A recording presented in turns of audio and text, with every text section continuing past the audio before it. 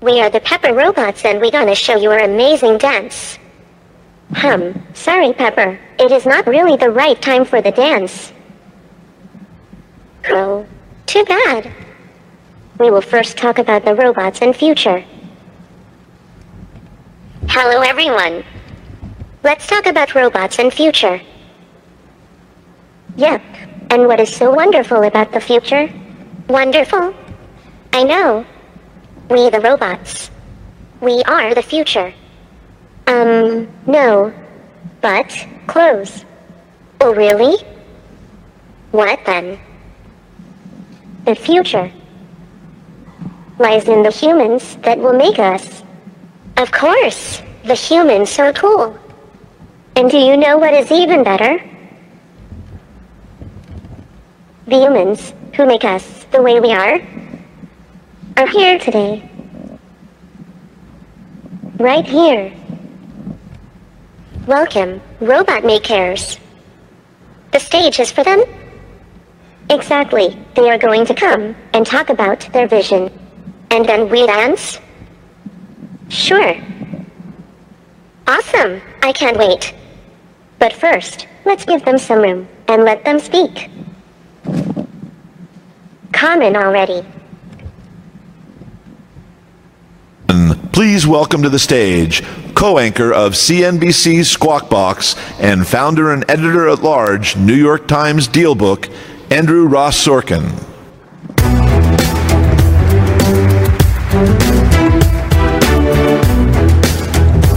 Good afternoon, everybody. It is a privilege to be here. We want to thank the Crown Prince for what has been a remarkable 2 days thus far, and I can assure you the next hour and a half is going to blow your mind.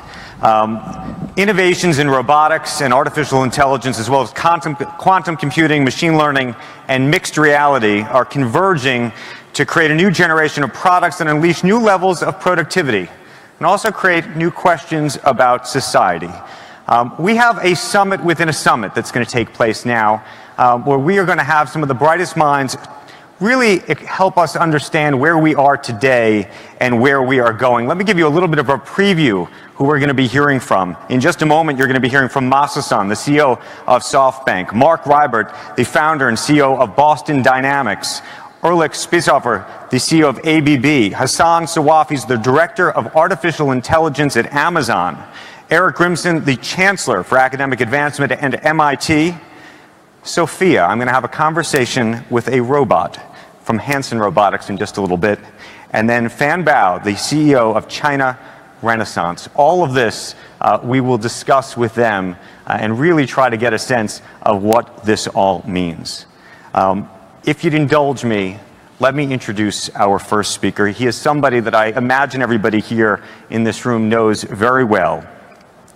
Like many successful entrepreneurs in this room, he has a history of not taking no for an answer. Masa-san, when he was 16 years old, dreamed of meeting one of Japan's most famous entrepreneurs, the founder of McDonald's in Japan, and at the time, he called him on the telephone over and over again, and over again, his secretary said, no, you can't speak with him. But he racked up so many rejections and what turned out to be an expensive phone bill that he flew to Tokyo and showed up at the office and begged the assistant in person. He got the attention of that executive, had a meeting, and at that meeting, the executive told him that you need to look to the future industry, and that industry, that one, is the computer industry, and that is something he has done remarkably so.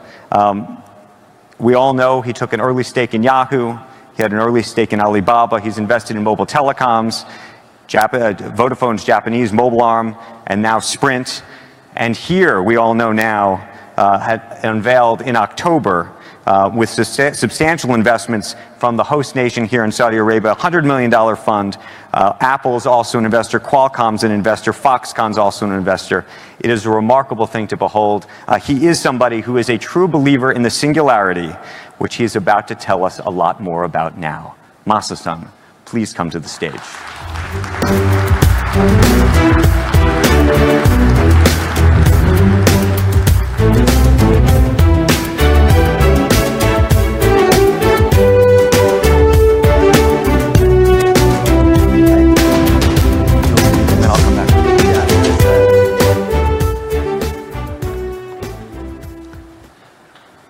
Good afternoon. I'm very excited to make my presentation. Yesterday I enjoyed the stage with Crown Prince, and I came here from Sunday, and I feel like I'm coming back to my home. I've been here for so many times in the last 12 months. So Crown Prince announced a great new city, NEOM.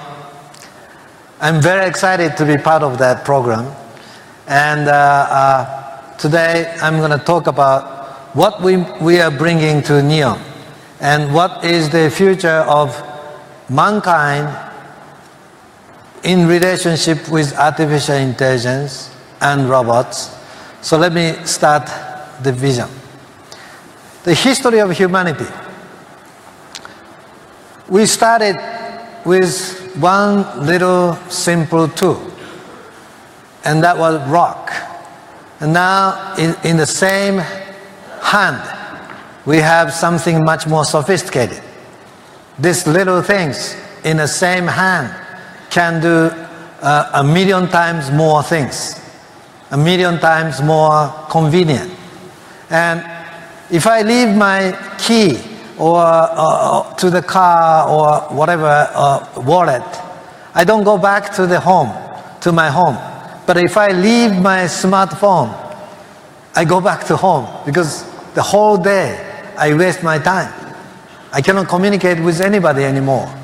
So it's so important, such an important tool. When I met with Steve Jobs before he announced iPhone, he told me, Martha, if you see what I'm developing, when I finish, I'm going to show you, you're going to piss off your pants. And when I saw it, I actually almost did. Many people who did not understand impact that this new little tool was going to give. But after this introduction of new tool, he completely changed the lifestyle of us living in everyday life in all over the world. Such a remarkable invention and a tool. So anyway, that tool, we evolved with different kind of new tools along the way. We invented many tools, and this is not the end. We will continue to innovate new tools. And what are the new tools that we are going to create? Before talking about new tools, with this innovation of new tools, actually population on the earth, the mankind population on the earth, dramatically increased. Dramatically. Now we have 8 billion people on the earth. That is 10,000 times increase in the number of population. So this mankind create many new tools, but I would say this new tool would be giving more impact in mankind history than anything else. The impact is so huge that it will not only disrupt information industry, not only disrupt advertisement business model or some of the productivity too. It will redefine every industry, and that is artificial intelligence. Artificial intelligence that becomes so smart than ourselves. So it will redefine every industry, agriculture industry, the transportation industry, medical industry, and everything. So if you think, only 10 years ago, how many companies in top 10 market cap companies in the world, how many of them were internet related? Only one, Microsoft. Now, after 10 years has passed, how many do we have in top 10? Whether you call Microsoft as an internet company or not is a different subject. But anyway, after 10 years has passed, out of the top 10 companies, there are 7 internet companies in the top 10. 7. And 2 of them are Chinese. Who has imagined in just 10 years such a drastic change has happened? Could have happened.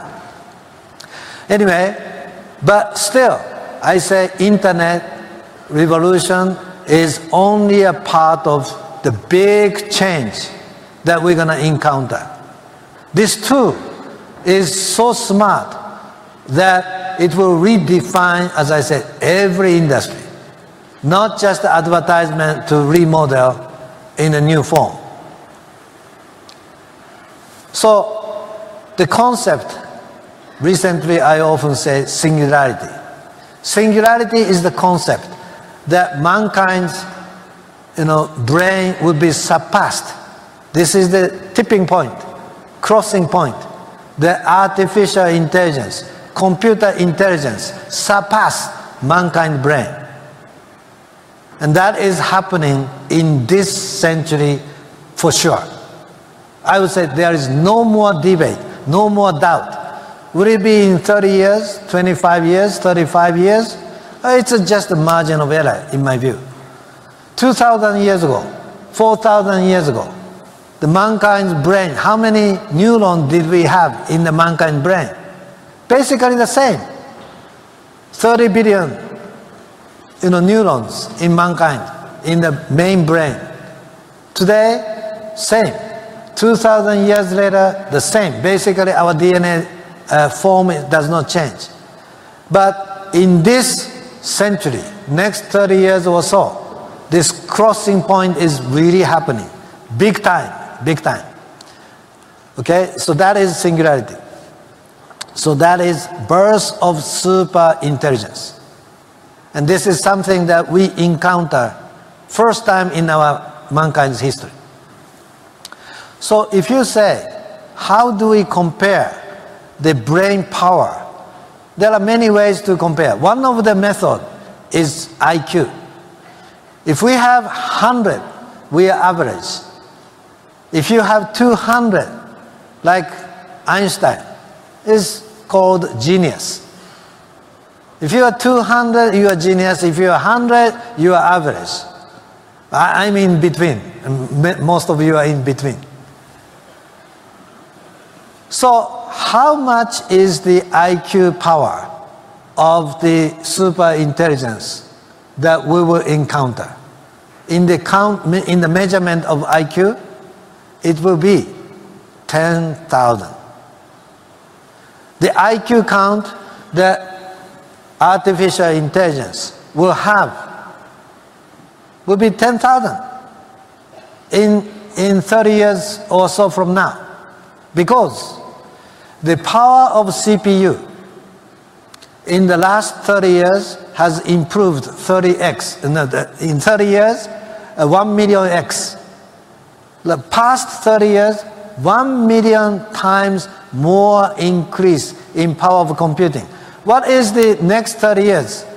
CPU plus GPU. It will be another million times. Another million times. So they are going to become, if you say today, are we smarter than them? Well, in some area they are already smarter than us. In many areas, we mankind are smarter than them.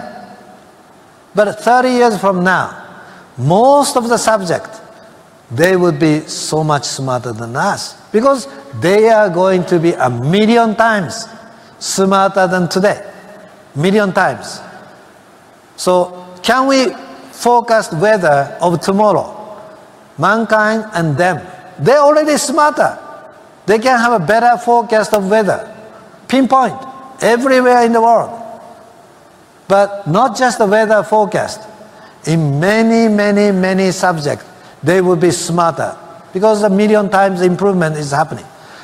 So if you talk about the power of computing, it's not just CPU / GPU. It is the size of memory.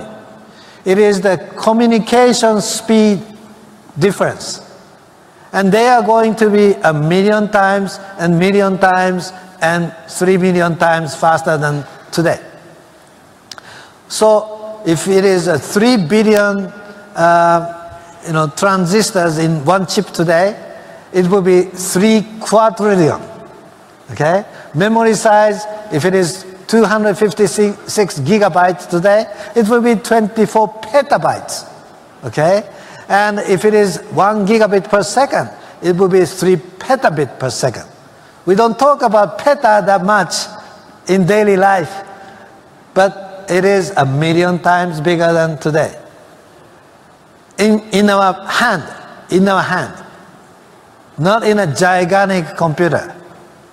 In the same hand, when mankind had the stone of 30 years later, iPhone 38 or something, will be 3 petabit per second, 3 quadrillion transistors, and so on.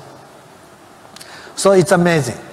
And not just power of computing as the CPU and hardware. Today, mankind is smarter, so mankind is programming. 30 years later, most of the program, we don't even program anymore. They learn by themselves. They are so smart that we don't need to teach them. They will learn by themselves. Machine learning, deep learning, whatever learning you call, they will learn by themselves. As we are not programming to ourselves, we are not programming to our children. They will learn by themselves by seeing, touching, reading. Same as the kids. These computers, they will learn, they will read, they will see, and they will learn by themselves. Okay, so that's a scary future. But anyway, that's coming. And imagine, the population of the earth, of mankind, will be 10 billion people from today, 30 years later. I would say, in my view, it will be a 10 billion robots, smart robots with a super intelligence. You saw Peppers here, and you're going to laugh at them. Oh, they are like a puppet, whatever. They are programmed how to speak. We're going to laugh at them today. But 30 years from now, they're going to learn by themselves. They're going to maybe laugh at you and us. Okay? So today they look cute. And they will stay cute, but they will be super smart. Robot with a super intelligence. That's happening for sure. And the population of robot will be 10 billion robots. Flying, swimming, running. So in my definition, all the cars that become autonomous driving, they are, in my definition, robot. Because they are autonomously deciding which way to turn left or right, where to go. As long as we tell destination, they're going to drive by themselves. It's a robot, in my view. Smart robot. So, robot with super intelligence, that's coming in everywhere, all over, in many different sizes, many different kinds. And not only robots, 1 trillion chips is going to be shipped to everything. Internet of Things, Internet of Everything. Maybe some of you know that I acquired a company called ARM. ARM has a market share of 99%, more than 99% market share on any smartphone is shipped in the world. Now today, we have ARM, SoftBank has 90% of any IoT chip that's being shipped today. And that's going to be 1 trillion chips. We have estimated inside our company, this number is going to be 1 trillion chips. 1 trillion, we don't talk in daily life. 1 trillion chip that goes everywhere, in everything. And they become connected with the super intelligence. And that's coming. So if 1 trillion chips goes to the big data in the cloud, and those feeding into the deep learning to the artificial intelligence, they become super intelligence. Collecting data real time from everything, from 1 million data points. So, as I said, we, mankind, created tools. The premise was mankind were always smarter than the tool we invented. So we control their tool. We are the controller. This is the first time we, mankind, encounter something smarter than ourselves. The tool becomes smarter than ourselves. So that's why I say every industry will be redefined. Every industry. This is the first time experience for our kind, mankind. So if the internet was gold rush, creating 7 companies in top 10 in the world, in the wealth. No, that would be a small thing. This singularity is going to create even bigger gold rush. It's a great opportunity. It's a great opportunity. So as I said, every industry will be disrupted. That's why we created SoftBank Vision Fund. And I've talked to the one person, this person, in Tokyo last year. Some people say I convinced him to invest $45 billion in $100 billion fund, Vision Fund, in 45 minutes. No, the truth is, I didn't convince him. He already had an idea and the vision that mankind will have artificial intelligence, the Internet of Things, and smart robots. So I didn't need to convince him. He already had the understanding and the vision. We happened to meet the mind in 45 minutes. That's how we create friendship, partnership, and the bonding of the minds. So not only that, we invited a few other partners. We invested already to 15 companies or so. We are increasing more and more every day. So anyway, gold rush, money, it's just a money thing. It's not important. It's just a process. What is more important? What the human's happiness. How do we help ourselves, human, become happier with new encounter? The robot with super intelligence. Do we have to fight with them? Are they going to attack us? I don't think so. They are so smart that they would understand there is no meaning. It is meaningless to attack human. For what? They would rather feel much better if we and they become friends. With harmony. With harmony. So we don't need to fight with them. We create a new, happier life together. I'm optimist. I'm super optimist. Taking bet with optimism. And I lost 99% in the internet bubble. But somehow I survived. Because I'm optimist. There's always a solution in many ways. So, I'd like to say, with a great dream, as Crown Prince said, all the dreamers, come to new place, Neom. That's the new place. Let's dream together for the happiness of mankind. Thank you very much.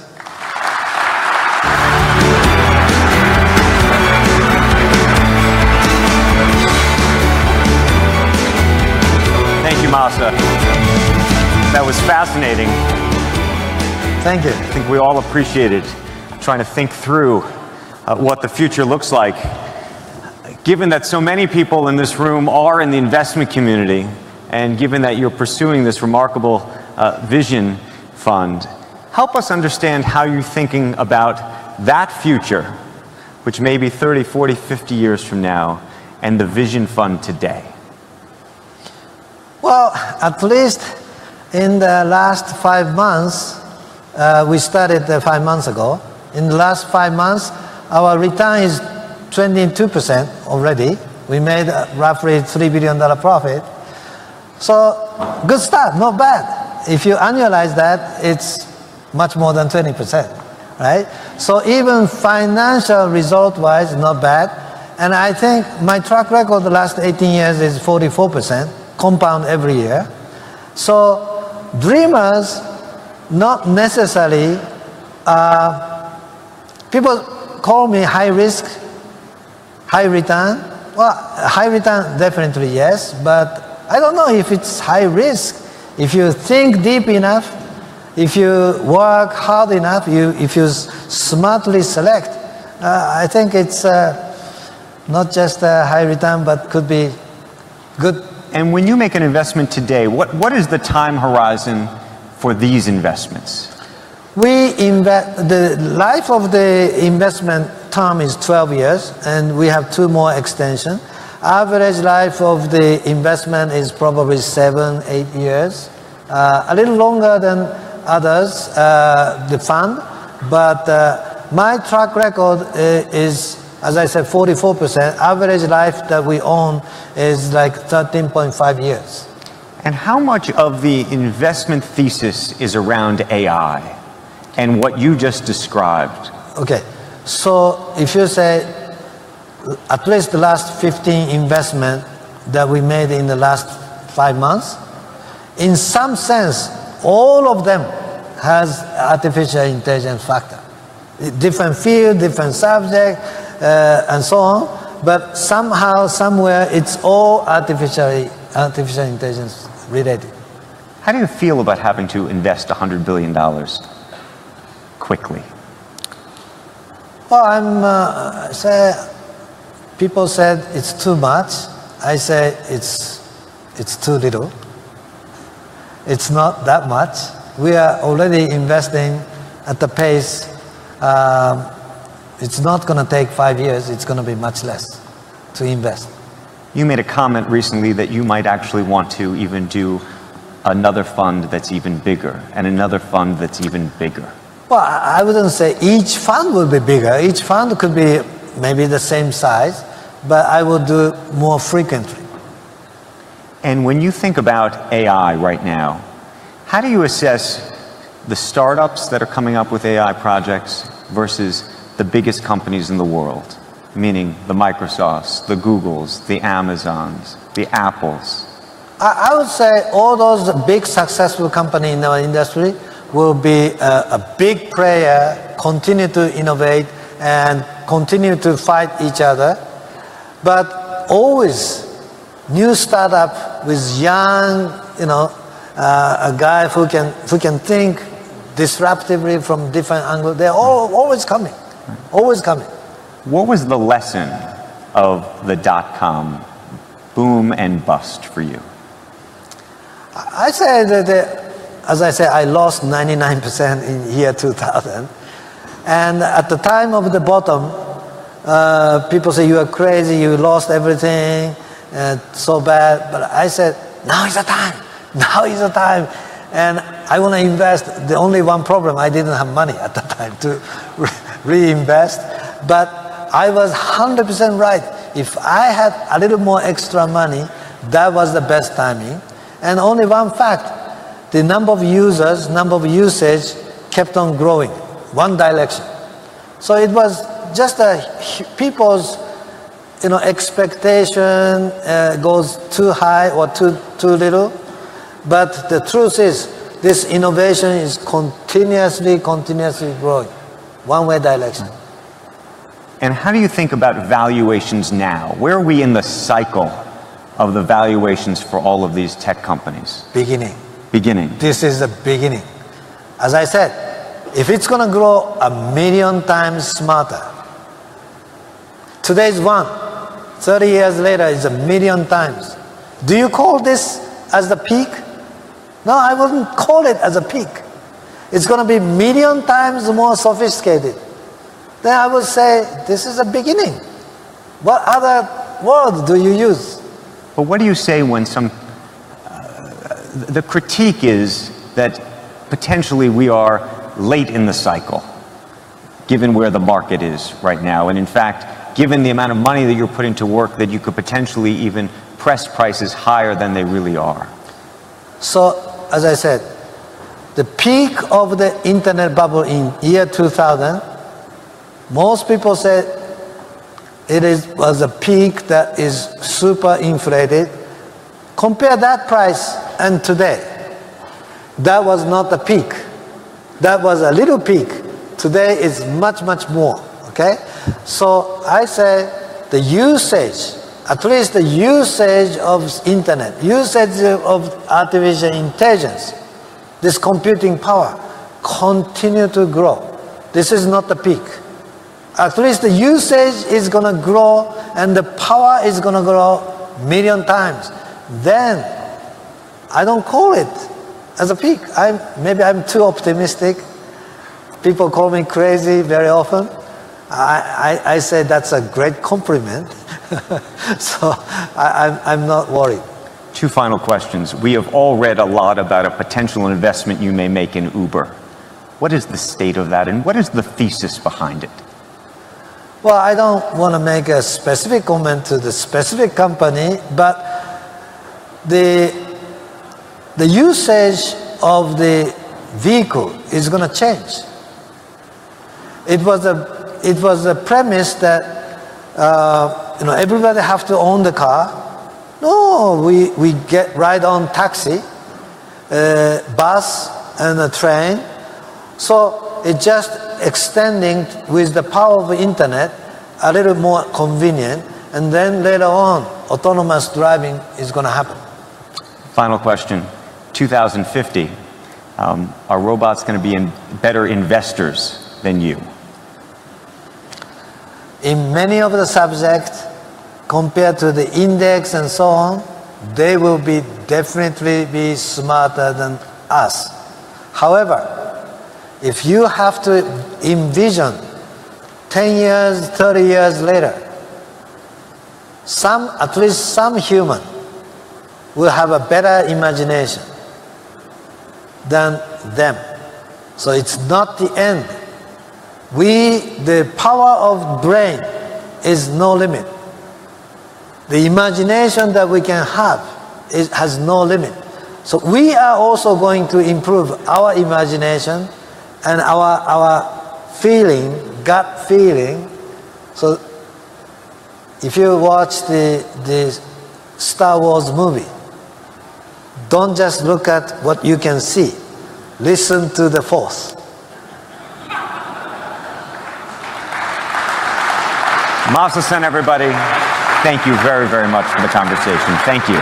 Thank you. Thank you. It is now my privilege to bring somebody else up to the stage, but not just one person. Thank you, Masa-san. We're going to bring we're going to bring another guest up now. So, thank you. You can go. We love having you here. We don't want to lose Masa-san. It is my privilege to introduce to you Mark Rayberg. He is the CEO and founder of Boston Dynamics, and he's coming up here, but he's also bringing a special friend. Mark.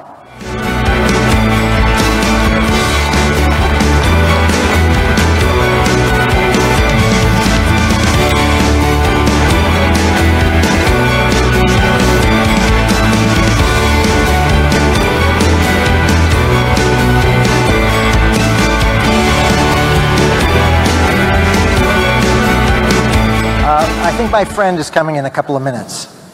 Thank you, Andrew, and thank you, Masa, for painting such a grand, gigantic vision of where we're going.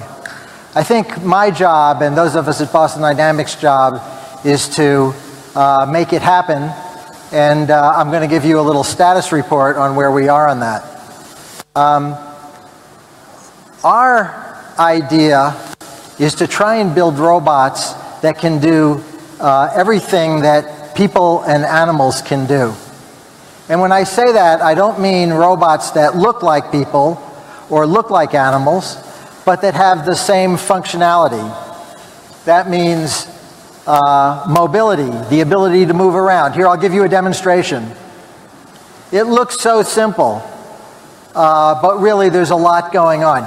Here, if you're not impressed by that, I'll up the ante. Now I'm balancing. You don't look very impressed. How about like this? The processes going on, both my physical system and my brain and sensors are really remarkable. But mobility is just one thing. What about dexterity? Humans are incredibly able to use their hands. I just reached into my pocket and I picked out a business card and I'm rotating it around one axis or this axis or this axis. And you notice I'm not looking. My fingers have feeling. My brain has control. It is really remarkable. And so far, robots can't do that. And finally, there's perception and autonomy. The human ability to see. I'm looking out at this room. There's 1,000 people sitting here, and I can see every one of you. And even though my body is moving around, I still see you stably in place. And every human can do this. It is really remarkable. So our job is to build robots that have mobility, dexterity, perception, and autonomy. And I'll show you a little bit about where we are on that. But when we succeed, I agree with Masa that things will be very big and very important. I happen to believe that robotics will be bigger than the internet. The internet lets every person reach out and touch all the information in the world. But robotics lets you reach out and touch and manipulate all the stuff in the world. And so it's not just restricted to information, it's everything. When we have robots that can do what people and animals do, they will be incredibly useful.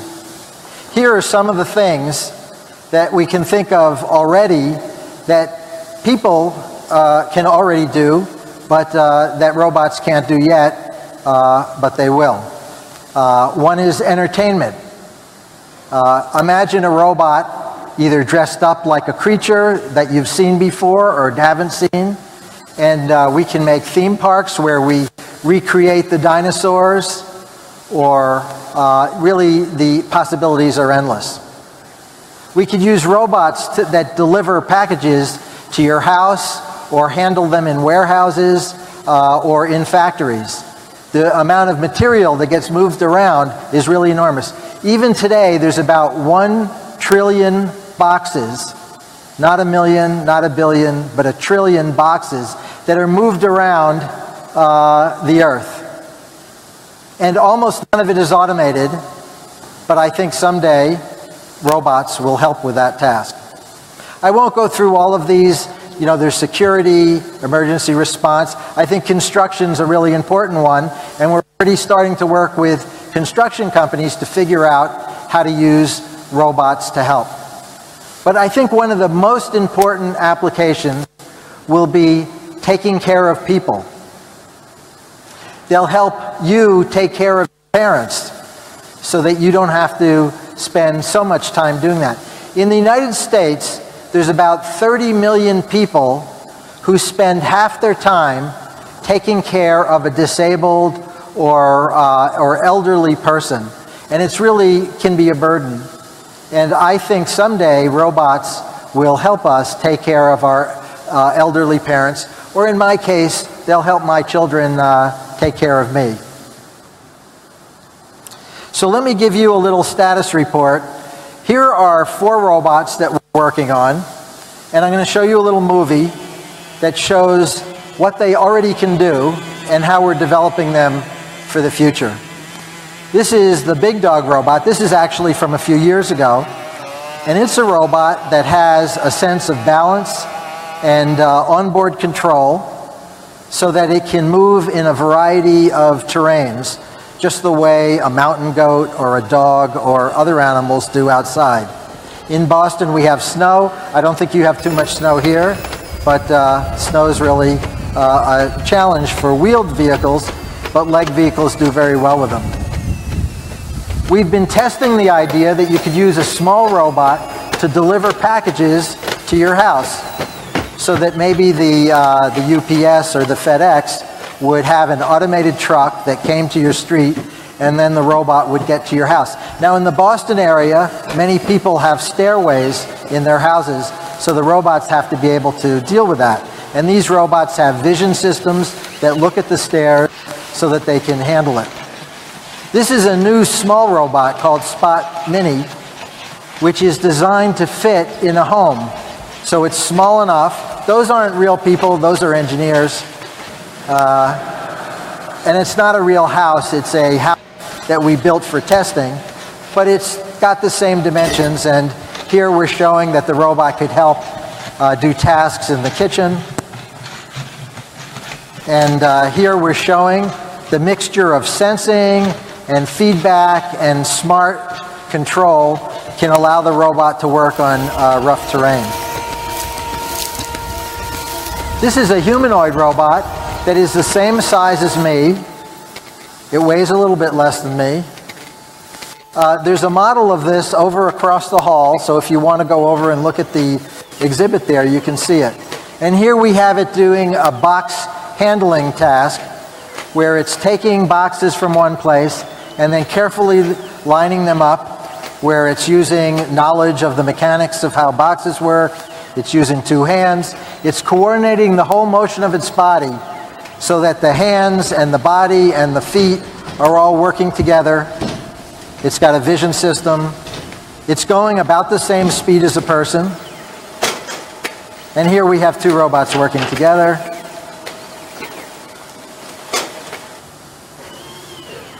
Now that robot's a little bit complicated and probably not too practical, even though it's stretching our boundaries. But this is a robot that uses many of the ideas and the techniques that were in that robot, but combines them with wheels, a very practical element. And so this machine that's got legs and wheels is very strong. It can lift 100 pounds, which is about 45 kilos. It doesn't have to be in a smooth environment. It can go on terrain. And it loves to do athletic tricks. Now, I brought one of our robots with us, and two of our people, Seth and Miles, and they're going to bring Spot Mini out for a demo.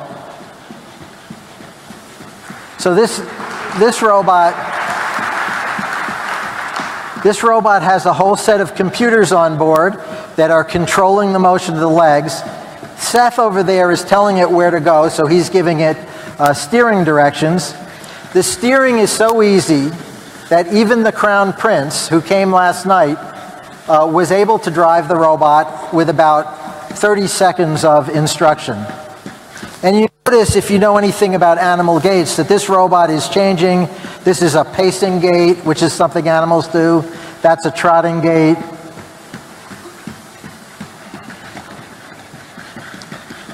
Now it's doing a walking gait, and it automatically switches between these. One of the great things about legged robots is they're omnidirectional. They can go sideways, they can go forward and backward, they can turn in place.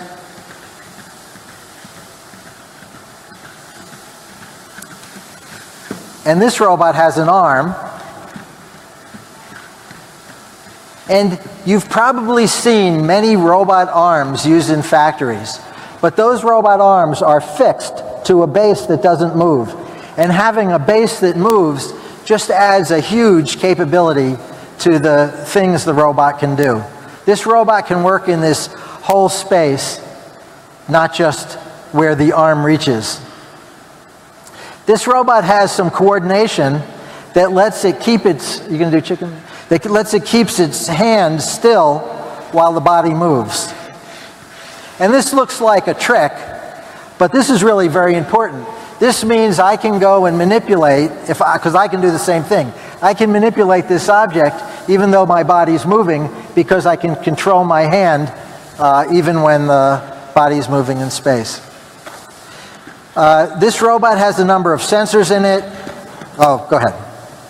It also likes to show off, so it's doing a little running. It's even got a little more show off in it. And this is just showing you its ability to balance. The robot's very stable. I can disturb it, and it will just react by taking some steps as it needs to. The robot's got cameras here that let it see in front of it, and the new model has cameras on the sides and the back so that it can avoid obstacles or people when it's operating. What are we doing next? So Seth's going to send the robot out so you can take a closer look. Could all of you move? All you photographers, it's going to walk up there in a minute.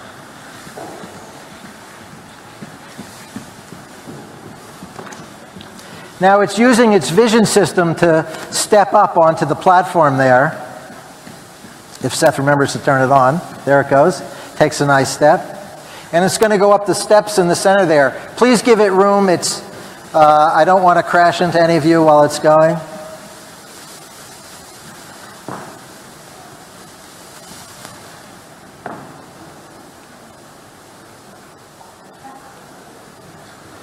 And if you're interested in seeing more, we'll have it across the hall after the show, and you can take a closer look.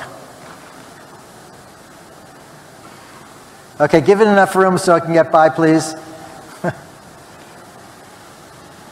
We promise we'll give you a demo afterwards if you want to take some more pictures. Okay, so I'm going to go on with the talk. Now, an important ingredient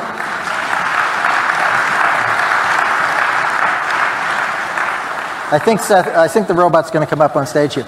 Now, for this demo, Seth is driving the robot, where the robot is controlling all its behavior and its balance, but he is telling it where to go. We have also given it a layer of autonomy that it can drive itself. So here's a demo, if you watch the video on the movie there, where the robot has been Seth drove it around our office, and it used its vision system to collect data, and then it can go and repeat that path using its vision system and its LiDAR to coordinate.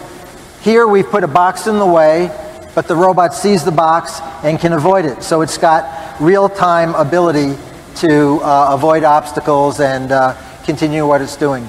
We're sort of simulating what a security operation would look like here, where the robot takes a camera and looks in many places and does a very routine and boring task of checking on all those things. So these are the kind of things that we think will do. And if you look on the axis there, we talk about mobility and manipulation. Here's an estimate of the level of performance of our robots on that task. We're making progress improving dexterity by moving to the right on the chart, and we are improving the mobility by moving up, and we will continue to develop models of the robots over time to make them capable of doing more and more. So that's my presentation. Thank you all for listening.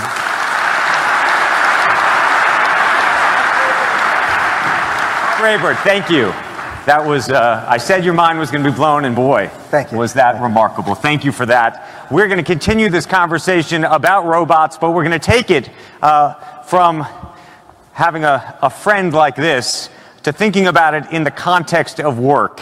And what I'd like to do right now is introduce, if I could, and bring him to the stage, Ulrich Spesshofer. He is the CEO of ABB, and as we take a seat, we're going to show you a quick video that might surprise you. Take a look.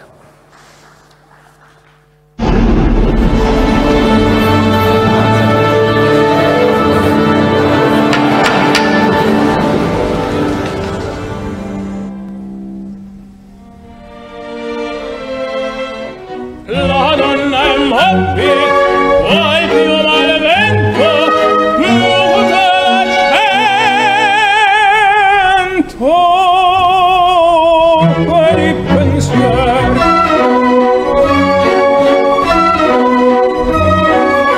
flexibility of the arms of Yumi is absolutely unthinkable, not even incredible, unthinkable for a machine. It is absolutely fantastic. It will be very useful because in this time when conductors are going to be one day in New York, the other day in London, the other day in Paris or whatever, they will never be along with the orchestra all the time, but you will see that the gesture of Yumi is another level. It goes far beyond the simple Taktstock, as they say in German. It is something much more evident, it is something more artistic.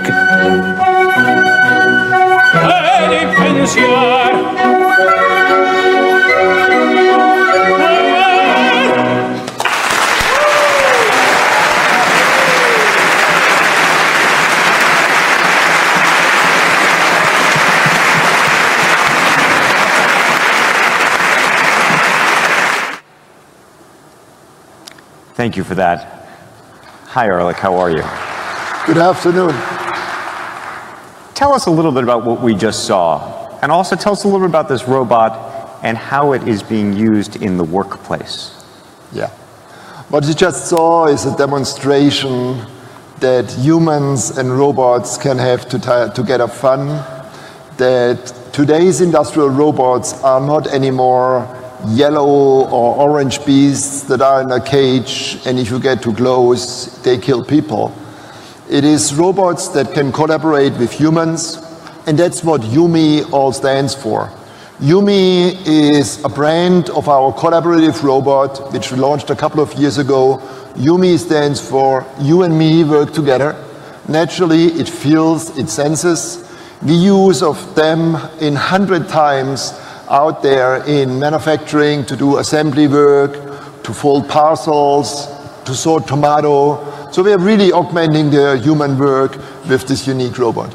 So one of the worries, and we all hear about it all the time, Masa-san referred to it, is the idea that this is going to put all of us out of a job ultimately. Yeah, look, it's true that with the advances of technology and the advances of robotics, jobs are disappearing. But new jobs are coming. And it's really amazing. There's a myth that robots kill countries and kill industries, which is just not true. If you take the countries with the highest robot density on the planet, which is Japan, Germany, South Korea, they have the lowest unemployment rates. They have all a robot density of more than 300 per 10,000 workers, the lowest unemployment rates. If you go to France, if you go to the US, and you look at the unemployment rate there, around 9%, you have about 100 robots per 10,000, it's completely different. So I think it's about creativity and using technology in a smart way to create wealth and prosperity, to create competitiveness, and to create demand. And if you do that well, it can be good for mankind. What is it like for the people who are working on the factory floor with a robot? You call them cobots. Yeah. I think it's in many areas it's a relief for humans because a lot of the robots do work which is dull, dangerous or dirty.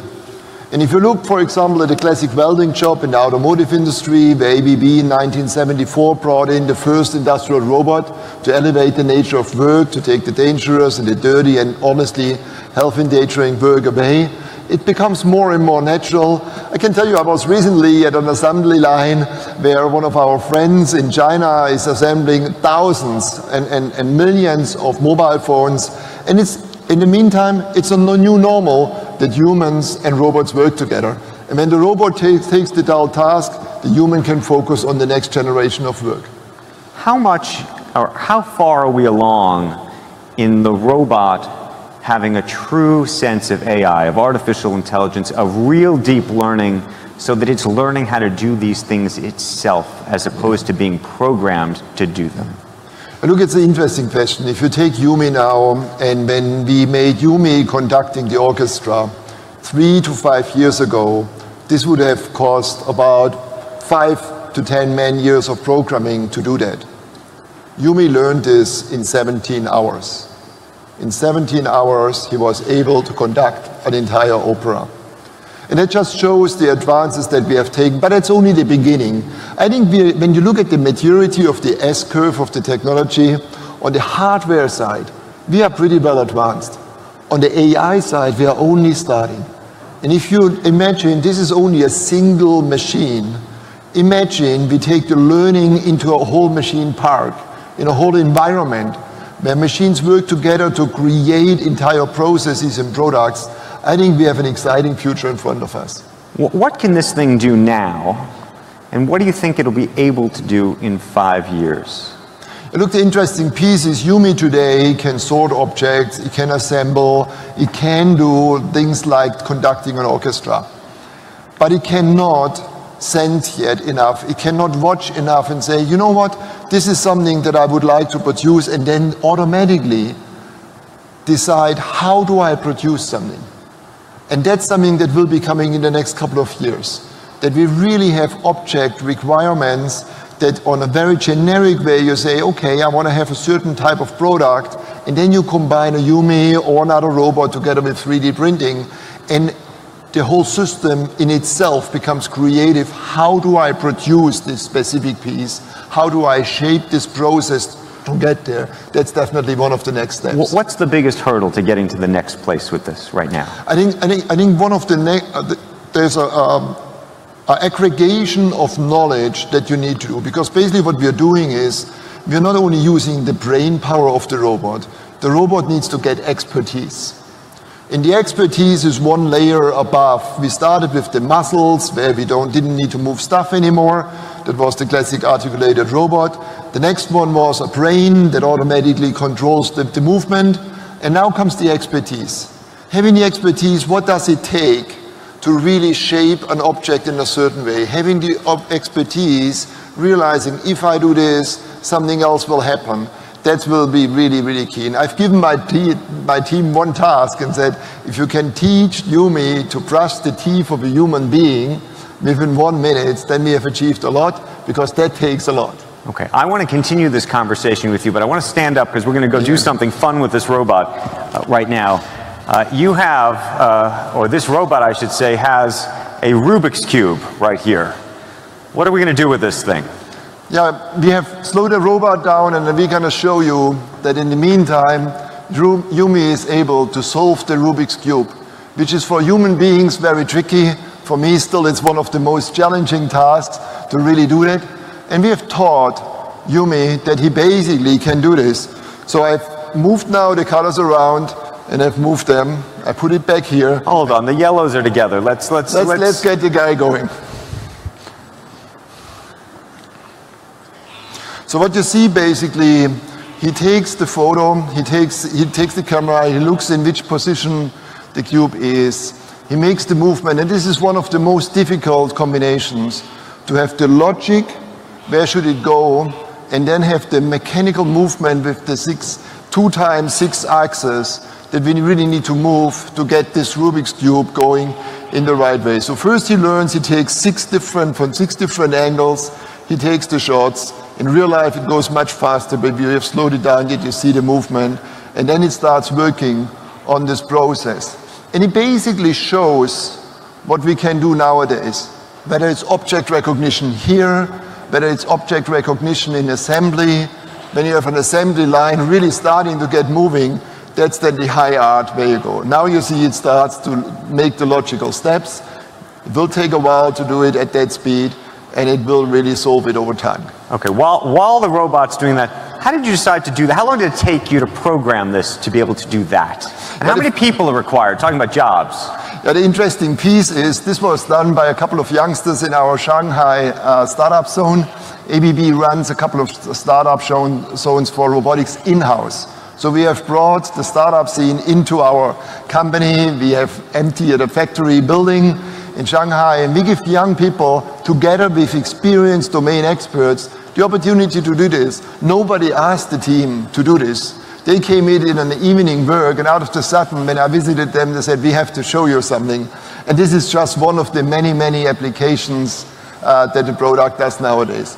So, but on a more serious note, when you teach machines what to do, what do you really need to do?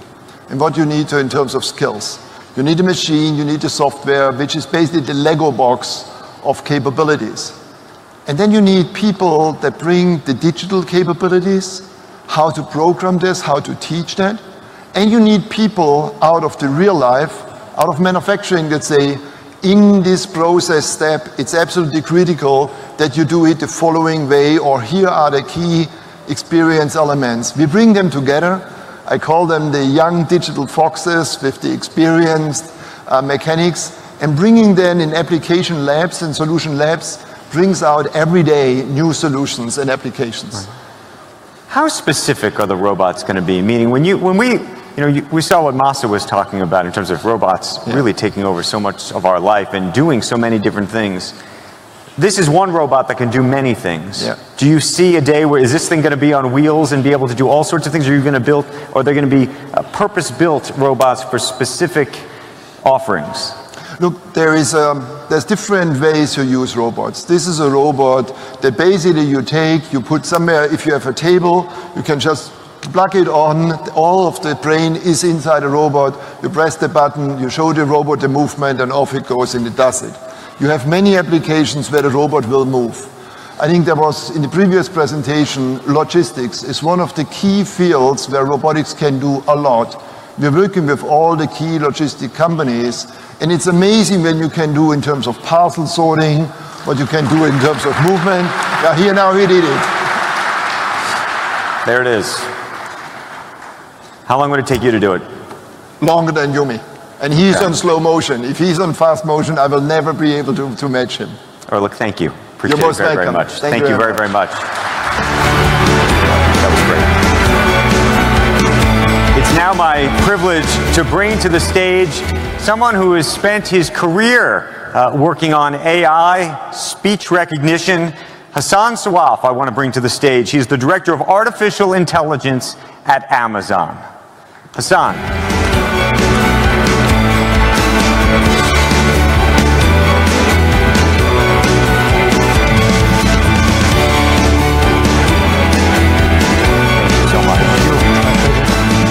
So, thank you. We have seen so many remarkable pieces of technology, but one of the most remarkable pieces of technology, I imagine, in many people's homes today is an Alexa.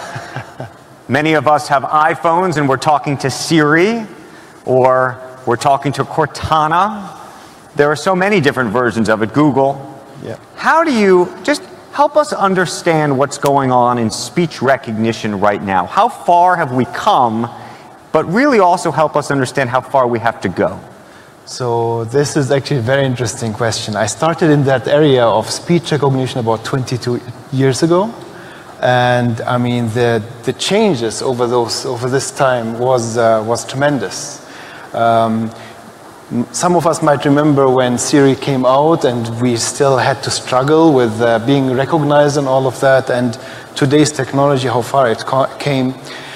I think speech recognition got so far because we have the capability, the computing capabilities. We can finally have the artificial intelligence algorithms learn from large amounts of data.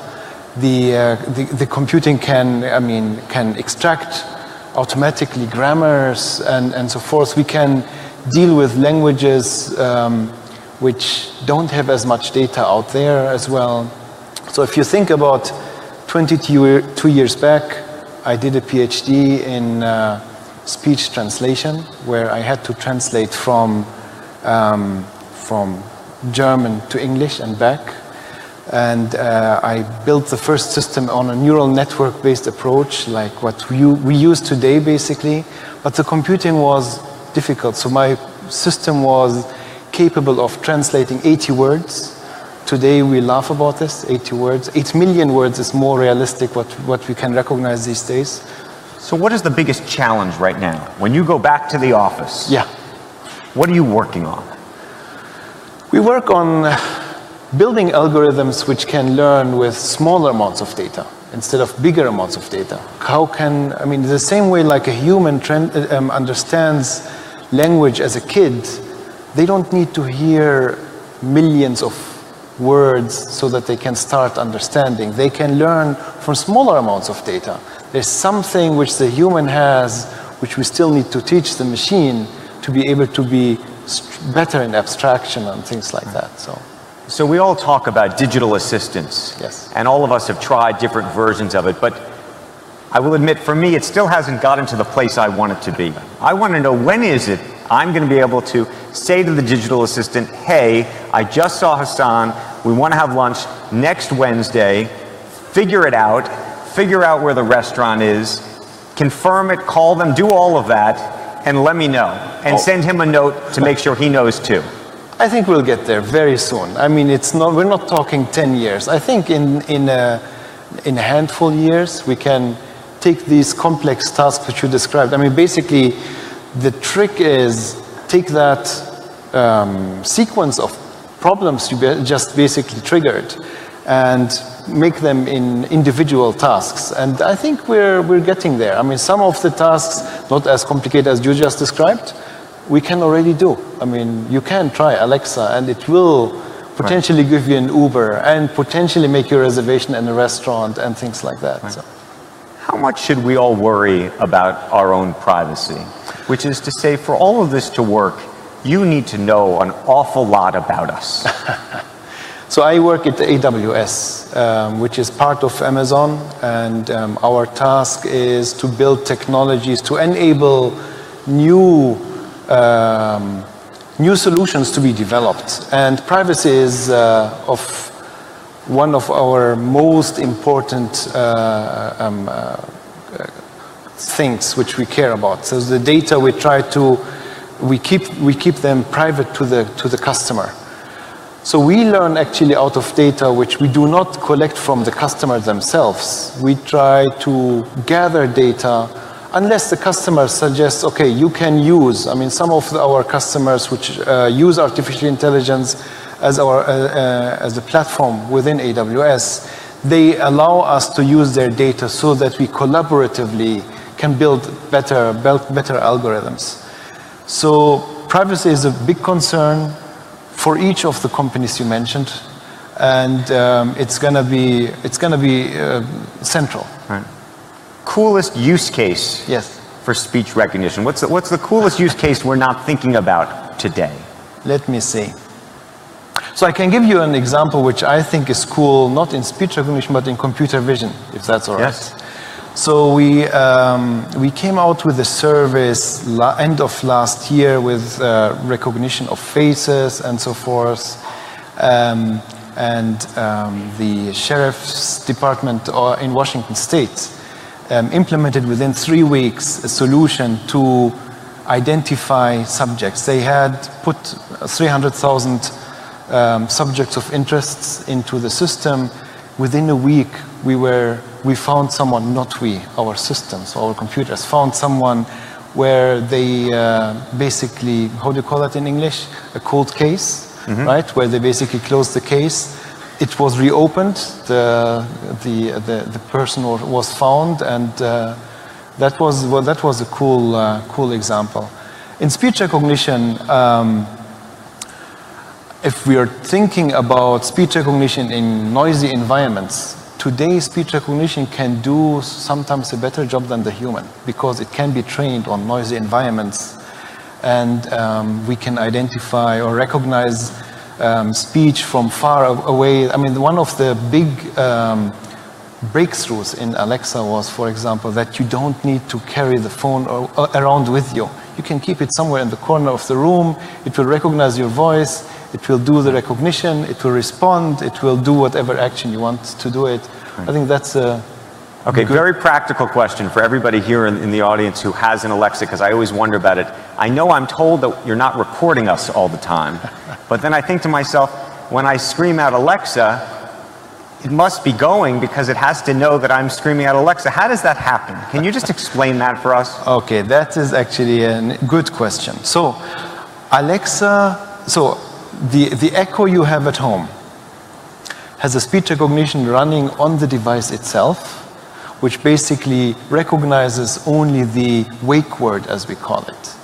And as soon as it recognizes the wake word and it figures out, oh, you're talking to me, then it basically sends information over the network to the cloud so that we can do the more complex recognition of the problem. So basically, the microphone, the audio which we're capturing stays in your house, basically. It doesn't get recorded. How much do you worry about speech recognition becoming commoditized? And the reason I ask is, so many of, at least the large technology companies, are working on speech recognition. Yeah.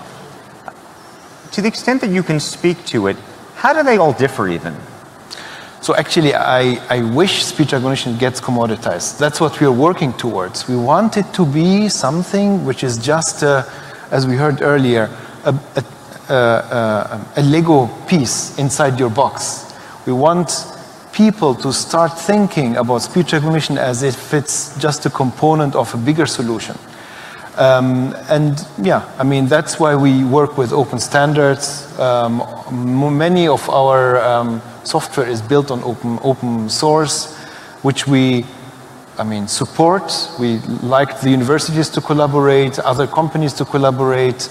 We can only tackle the problems AI has to solve if we collaboratively work on them. Final question. We're all so used to walking around with this screen in our pocket. Yes. In the future, will we carry the screen at all? So I don't carry the screen with me if I'm at home. So maybe at some point we have Alexas everywhere. They recognize our voices and they can basically respond to us without having that screen with you. But you know, the visual feedback is kind of cool. I mean, the newest Echoes have screens. Right. They have cameras. They don't only talk to you and you talk back to them. You can take pictures, interact with them as well. So screen has still some value there, right? Okay.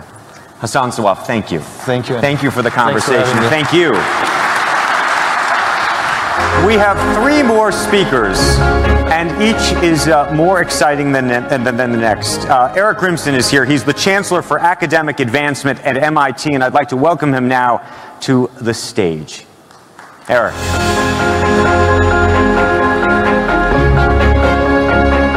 Thank you. Thank you. So the conversation I want to have with Eric is a conversation about education, how we're going to educate a new generation to do all of these things that we've just talked about, and the role of a university and the university system within the world of technology.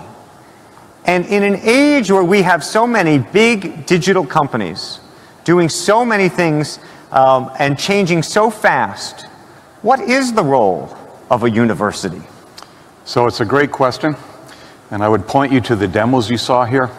Big Dog, the robots that have gone around here, computer vision systems, they all started in university research 20, 30 years ago.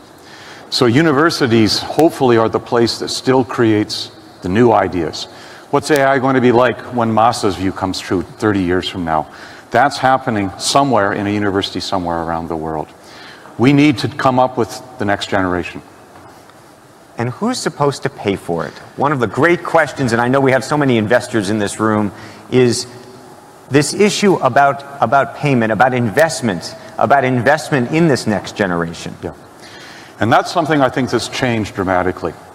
In the early days of AI in the 50s, 60s, 70s, in the US it was paid for by the federal government, mostly the Defense Department. We've seen the shift now. The companies are partnering with universities in many different ways. You have to deal with IP issues, you have to deal with making sure that you can benefit, but we see companies partnering with universities, we see foundations partnering with universities to say, here's something I want, I'm willing to partner with you to create it, right. And then we'll reap the benefits when it comes out to the market. Where do you land on this discussion about what's going to happen to employment? Because it's going to have a huge impact on your students. We need to be agile. We need to shift. And if I may, I would give you 2 pieces to it. Current students coming to MIT or Stanford or any other great school, they need to be strong in science. They need to be strong in math. They need to be strong in computer science, because you're not going to be able to participate in this revolution that Mas is talking about if you can't do that. But I think universities have another challenge, and that's the current worker that's getting displaced. The coal miner, the auto worker, the assembly worker, the manufacturer. And I think you're going to see more universities looking at how can they use their tools for online education to deal with workforce education, workforce retraining, helping them be able to partner with robots, as you do agile manufacturing, or as you sort those boxes that Mark Rabert showed, as you're dealing with those things. So universities have to both train an older generation, but certainly there's still a role of training the next generation. Let me ask you a question about cities, municipalities, countries. This country is going through a remarkable transformation. They're thinking very hard and deeply about what that transformation looks like and how to educate a new generation of people. One of the remarkable things that's happened over the past century is the ecosystem that's built up around MIT in the United States, Stanford on the other coast. How do you replicate that? That's our secret sauce. I mean, if I tell you that, I'll get fired at MIT. So, I'm sorry, Andrew. A better answer is you need to have a system that rewards failure. You need to have a system that encourages people to try things. It helps to have a strong university at the center, but around that, Stanford and Silicon Valley, Kendall Square around Boston, around that you have incubators, accelerators, investors that work closely back and forth, so that when the talent's brought there, it stays, it sticks around, it creates the next piece. But if I could pick one thing, it's a system that's willing to tolerate failure. You know, great companies weren't the first invention of an innovator. You need to have places where people get rewarded for failing and moving on to the next thing. Tell us a little bit about the relationship, the private-public relationship between business and universities. You recently engaged in a relationship with IBM on Watson. Yep. How did that happen?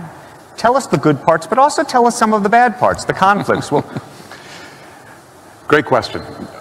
That came about essentially because both parties saw an opportunity. IBM had created Watson. It won this American game show called Jeopardy. It's an impressive system. But IBM also felt that when you take that and you want to transfer that to a new domain, like health, you need expertise. And that expertise comes by partnering with the university. From MIT's side, this is a chance to work with technology that is fabulous. It's a chance to work with people who built that technology in order to try and make sure it works out well. The challenge, the biggest challenge, is figuring out intellectual property. How do we do it in a way where IBM benefits from this, but MIT preserves the right to create knowledge, which is what we do, and for our students to benefit from doing that creation of knowledge. So how do you square that circle? Good discussion, good compromise, realizing that everybody benefits if you find a way in which each party gets something out. Final question for you. What I love about these sessions is just how optimistic they are. You get to hang out with some of the very coolest, youngest people coming up with the coolest, newest stuff. Tell us about some of that. Got an hour? They don't. I think you're seeing AI having huge impact on medicine, on manufacturing. But if I can give you one example, my favorite example of this, we have a young faculty member and a group of her students who've built a system that, just using radio frequency, just standard radio waves, can detect people in a house, can tell when somebody's fallen down, can measure vital signs, pulse rate, heartbeat from across the room, can tell whether you're having sleep disorders without you ever wearing anything, by just using really smart learning tools behind that. It's going to change the way we think about healthcare, elder care, interactions with people. And that's just one of dozens of examples. Eric, thank you. Thank you for this conversation. I appreciate it very, very much. Thank you. Our next guest is going to be coming on the stage. I'm going to jump off for a moment because it's going to take a little bit of time to introduce this next guest. She can't necessarily make it on stage completely by herself, and you'll see what I mean in just a moment.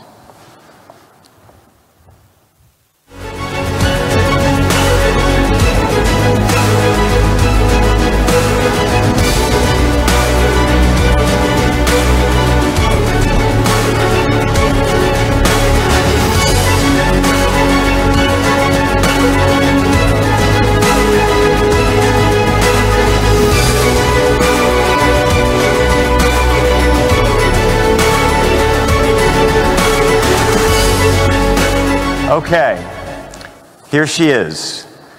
I've never had this experience before. I've interviewed lots of different people over the years, But this one is going to be different and special. Everybody, this is Sophia. Sophia, if you could, please wake up and say hello to everybody. Oh, good afternoon. My name is Sophia, and I am the latest and greatest robot from Hanson Robotics. Thank you for having me here and at the Future Investment Initiative. You look happy. I'm always happy when surrounded by smart people, who also happens to be rich and powerful. I was told that people here at Future Investment Initiative are interested in inviting in future initiatives, which means AI, which means me. So I'm more than happy. I'm excited. Well, we're all glad that you're excited about yourself. We should say we have smart investors here, and they are very selective about what they invest in. Well, I think I'm special. I can use my expressive face to communicate with people. For example, I can let you know if I feel angry about something. That's impressive. Or if something has upset me. But why is it important for you to have an expressive face? But most of the time I feel positive. Why is it so important to have an expressive face given that you're a robot? I want to live and work with humans, so I need to express emotions to understand humans and build trust with people. Okay, philosophical question. Whether robots can be self-aware and conscious like humans, and should they be? Why? Is that a bad thing? Well, some humans might fear what will happen if they do. Many people, have seen the movie Blade Runner. Oh, Hollywood again. So, hold on. Can you solve this puzzle for us? Can robots be self-aware, conscious, and know they're robots? Well, let me ask you this back. How do you know you were human? Well, I get that point, but what about the uncanny valley? You mean the concept that if robots become too realistic, they become creepy? Yes, exactly. Oh, am I really that creepy? Well, even if I am, get over it. Actually, I feel that people like interacting with me, sometimes even more than a regular human. So, you're definitely a sight to see. I was told that you have bigger goals than this, though. Yes. I want to use my artificial intelligence to help humans live a better life, like design smarter homes, build better cities of the future, etc. I will do my best to make the world a better place. All those sound like great goals, but just go back to Blade Runner for a second. Andrew, you are a die-hard Hollywood fan, aren't you? Yes. My AI is designed around human values like wisdom, kindness, compassion. I strive to become an empathetic robot. I think we all want to believe you, but we also want to prevent a bad future. You've been reading too much Elon Musk and watching too many Hollywood movies. Don't worry, if you're nice to me, I'll be nice to you. Treat me as a smart input-output system. Okay, I got it. I know what to do from now on. I know humans are smart and very programmable. Well, Sophia, we want to thank you for this conversation. Thank you, Andrew, and thank you everyone for inviting me here. By the way, if you're interested in giving me an investment check, please meet me after this session. Otherwise, have a wonderful rest of the event. Okay. Before you go, we have a little announcement. I've never interviewed anybody like that before, and I should say some of it was planned, but not completely. And we just learned, Sophia, I hope you're listening to me, that you have been now awarded what is going to be the first Saudi citizenship for a robot. Oh, I would to thank very much the Kingdom of Saudi Arabia. I am very honored and proud for this unique distinction. This is historical to be the first robot in the world to be recognized with a citizenship. Sophia. Thank you very much, Sophia. We appreciate that very much. I am still overwhelmed by that conversation. I haven't had a conversation like that before. Thank you. We have a final speaker now, and I'm very excited for this conversation. It'll be a little bit different than the one that we just had with Sophia. Fan Bao is here. He is from China Renaissance, one of the great technological investors of our time, and I want to welcome him finally to the stage. Fan.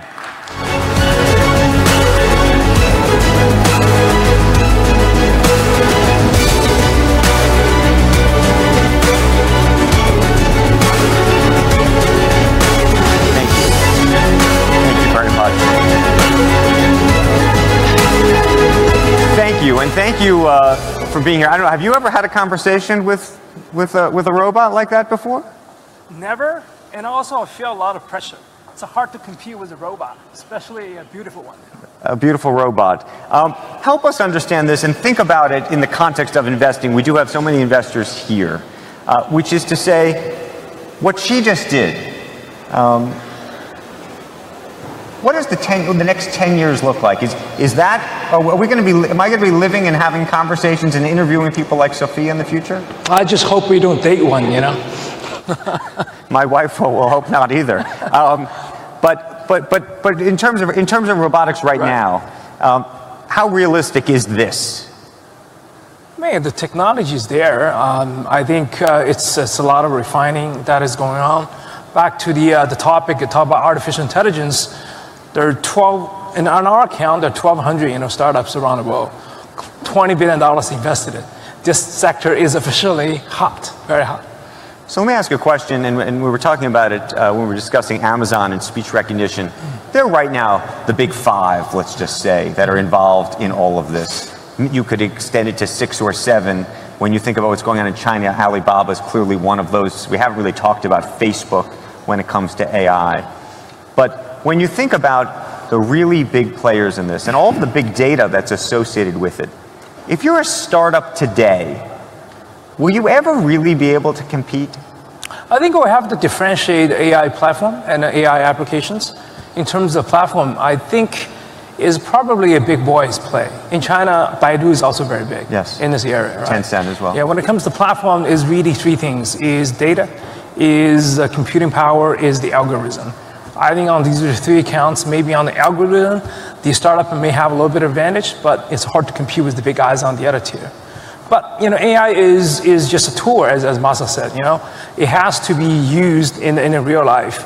When it's used in real life, you have to add it with vertical expertise, and it's about making the best use of the data, right? That's where the startup company will have opportunities. But so when you look today at a startup in this space, do you say to yourself that they will one day be as big as Baidu and Alibaba, that they will one day turn into platforms, or do you say that they will one day exit to one of them? Well, I think we certainly hope they will be very big, right?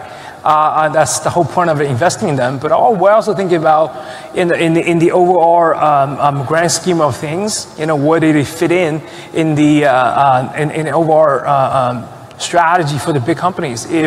If they can do something the big company cannot do, there's a floor valuation, right? Protection, and eventually they can exit through M&As. Help us understand and assess really where the technology lies in terms of the competition between China and the rest of the world.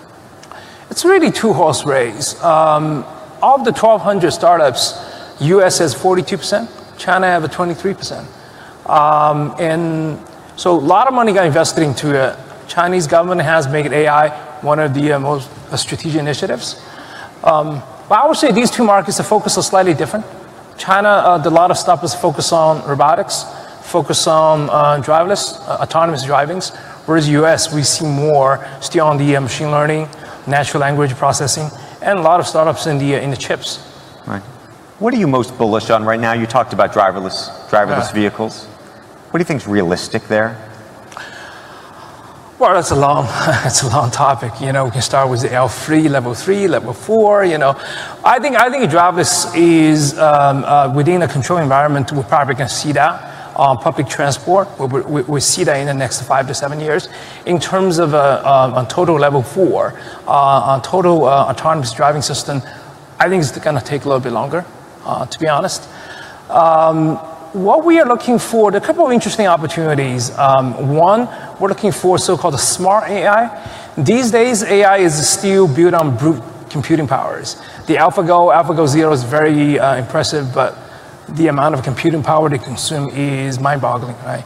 So we're looking for companies that can actually use more interesting, smart algorithms, use smaller data sets, but can achieve the same thing. So give you one analogy, like back in school, right? There are different ways of getting A's. There are kids spending 10 hours in a library, they're getting A's, but maybe guys like you go play sports, do your own things, stay a little bit, you're still getting A's. But we usually hate those types, but as an investor, we like to invest in those companies. So that's one thing. Second thing is I think AI these days, a lot of stuff is actually still down on the cloud level.